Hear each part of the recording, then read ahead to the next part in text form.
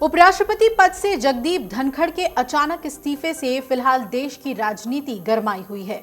जगदीप धनखड़ के इस्तीफे के बाद चुनाव आयोग ने उपराष्ट्रपति चुनाव के लिए चुनाव की प्रक्रिया को तेज कर दिया है। जगदीप धनखड़ के बाद अब कौन होंगे अगले उपराष्ट्रपति, इस पर काफी नाम सामने आ रहे हैं। इस बार इंडिया ब्लॉक से होगा या एनडीए से, और क्या कहता है दोनों सदनों का नंबर। इन सवालों के बीच एक और सवाल भी सुर्खियों में है, और वो ये कि कौन कराते हैं उपराष्ट्रपति चुनाव। आगे की रिपोर्ट में हम आपको इन सभी सवालों के जवाब देंगे। दरअसल खबरों की माने तो 60 दिनों के अंदर ही उपराष्ट्रपति का चुनाव करा दिया जाता है। सूत्रों की माने तो 25 जुलाई को चुनाव आयोग ने राज्यसभा महासचिव पीसी मोदी को आगामी उपराष्ट्रपति चुनाव के लिए रिटर्निंग ऑफिसर नियुक्त कर दिया है।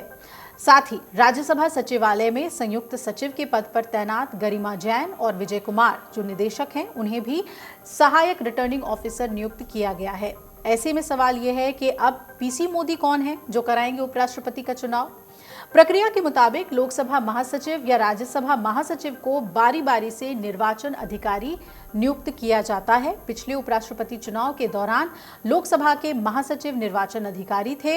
हालांकि पीसी मोदी की नियुक्ति और उनके अतीत को लेकर कई विवाद भी सामने आए हैं, जिन्होंने इस नियुक्ति को चर्चा का विषय बना दिया है। तो आइए बताते हैं आपको कि कौन है पीसी मोदी। पीसी मोदी एक अनुभवी नौकरशाह हैं, जिन्हें नवंबर 2021 में राज्यसभा के महासचिव के रूप में नियुक्त किया गया था। हालांकि राज्यसभा महासचिव के पद पर पीसी मोदी की नियुक्ति पर सवाल उठ चुके हैं। नवंबर 2021 में जब उन्हें राज्यसभा का महासचिव बनाया गया था, तब विपक्ष ने यह मुद्दा जोर शोर से उठाया था कि क्यों उनके पूर्ववर्ती पीपी के रामरचेल को केवल 2 महीनों के बाद ही हटा दिया गया।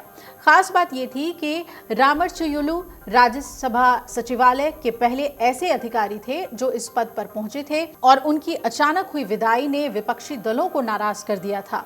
विपक्ष ने तब सवाल उठाया था कि आखिर क्यों रामरचेलु को हटाकर मोदी को ये जिम्मेदारी सौंपी गई है। ये बदलाव 2021 के मॉनसून सत्र के साथ ही हुआ था, जिसने इस नियुक्ति को और भी संदिग्ध बना दिया।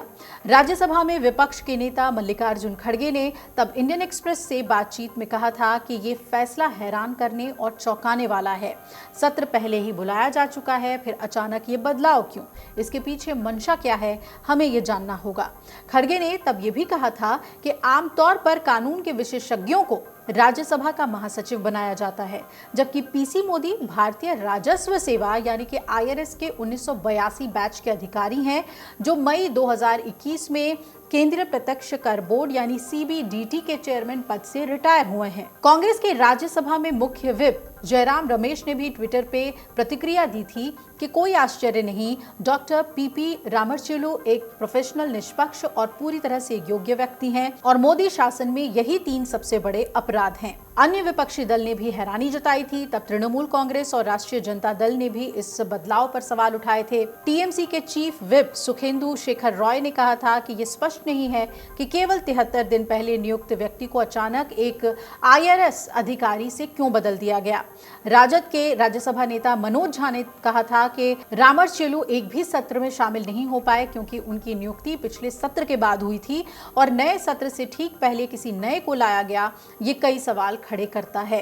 अब आइए बात कर लेते हैं कि उपराष्ट्रपति का चुनाव कैसे होता है। तो संविधान के अनुच्छेद 66(1) के मुताबिक उपराष्ट्रपति का चुनाव लोकसभा और राज्यसभा दोनों के सदस्यों द्वारा किया जाता है। ये चुनाव आनुपातिक प्रतिनिधित्व प्रणाली के तहत एकल संक्रमणीय मत पद्धति से और गुप्त मतदान द्वारा किया जाता है। रिटर्निंग ऑफिसर चुनाव की पूरी प्रक्रिया की निगरानी करते हैं और चुनाव की अधिसूचना जारी करना, नामांकन पत्र स्वीकार करना, जमानत राशि जमा करवाना, नामांकन की जांच करना, नाम वापसी की प्रक्रिया और आखिर में मतगणना की निगरानी करना। अब जबकि चुनाव आयोग ने रिटर्निंग ऑफिसर की नियुक्ति कर दी है, तो उम्मीद ये की जा रही है कि जल्द ही उपराष्ट्रपति चुनाव की तिथियां भी घोषित कर दी जाएंगी। अगर आप ये वीडियो YouTube पर देख रहे हैं तो हमारे चैनल को सब्सक्राइब कर बेल आइकन दबाएं, और Facebook पर देख रहे हैं तो हमारे पेज को लाइक करें।